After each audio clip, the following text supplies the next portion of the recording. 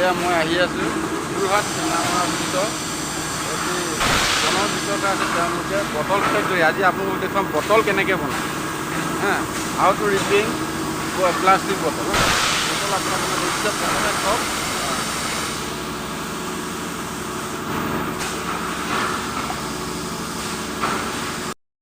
প্ৰথমে চব এটা বটল ক'ৰ পৰা কেনেকৈ বটলটো দেখিছেনে আপুনি? ইয়াত দেখিছে বটলটো প্ৰথম হ'ল আপোনাৰ এনেকুৱা, দেখিছেনে?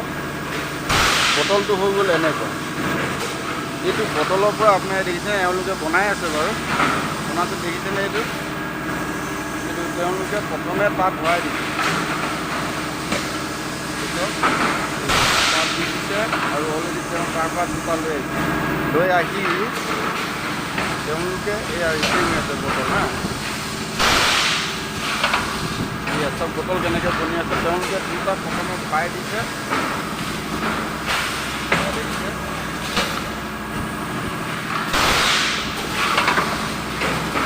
আপোনালোকে এনেকুৱা দুটা ভৰাই দিছে আৰু দুটা লগে লগে ওলাই আহিছে, হৈ গ'ল দুটা হৈ গ'ল মানে শব্দ ওলাল। ভৰাই দিছে, এইয়া হৈ গ'ল।